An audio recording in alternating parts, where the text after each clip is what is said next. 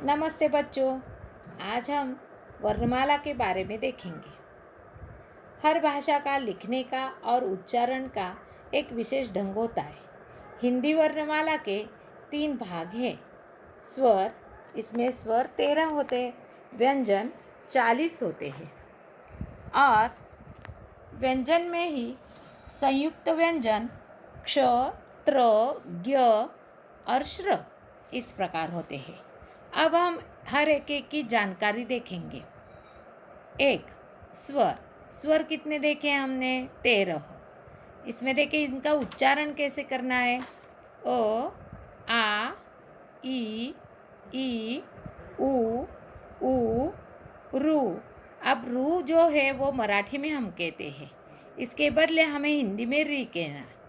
फिर से देखें, अ, आ, ई, उ, री, ए, ऐ, ओ, औ, आहा।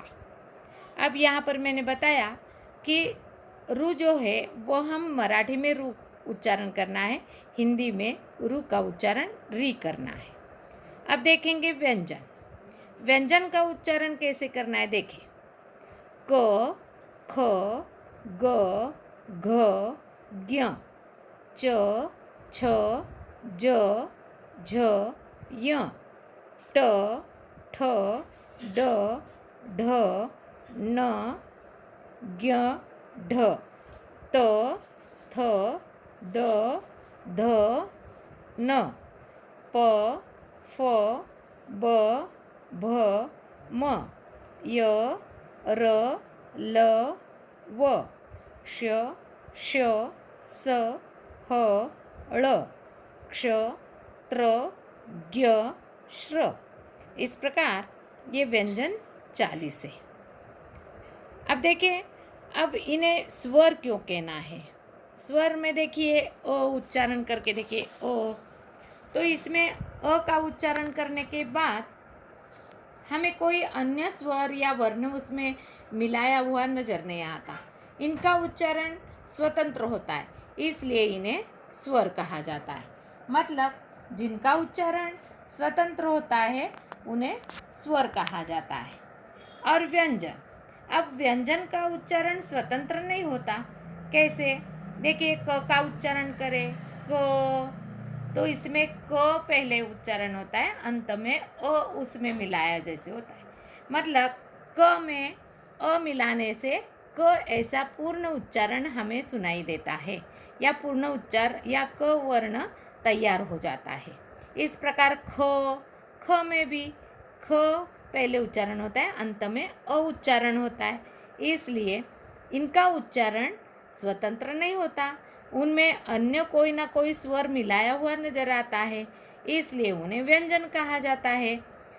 अब दूसरी जो मैंने संयुक्त व्यंजन ऐसा कहा है, जैसे कि क्ष, त्र, ज्ञ और श्र। अब इन्हें संयुक्त व्यंजन क्यों कहा है? क्योंकि इनमें इनका उच्चारण भी स्वतंत्र नहीं होता। व्यंजन का उच्चारण कोई ना कोई स्वर या व्यंजन मिलाने से ही होता है। अब इसमें 2 अलग अलग व्यंजनों के मेल से ये बनते हैं, जैसे कि क्ष। उदाहरण के रूप में हम देखेंगे क्ष। उसमें देखिए, क्ष का उच्चारण करते समय पहले उच्चार क का होता है, बाद में श का, यानी क में श मिलाने से क्ष य वर्ण तैयार हो गया। मतलब 2 व्यंजन अलग अलग व्यंजनों के मेल से ये बना हुआ है, इसलिए उन्हें संयुक्त कहते हैं। संयुक्त का अर्थ होता है 2। अब त्र देखे, दूसरा उदाहरण त्र। त्र का उच्चारण करते समय, पहले त आता है, उसके बाद र का उच्चारण होता है। इस प्रकार ये त्र तैयार हो गया। उसके बाद ज्ञ। अब मराठी में हम ज्ञ का उच्चारण ज्ञ ऐसा करते हैं, जैसे कि उदाहरण ज्ञानेश्वर। हम मराठी में ज्ञानेश्वर कहते हैं, लेकिन हिंदी में ज्ञानेश्वर कहना है, ज्ञानेश कहना है। इसलिए ज्ञ का उच्चारण करते समय हमें पहले द्य और बाद में न का उच्चारण होता है।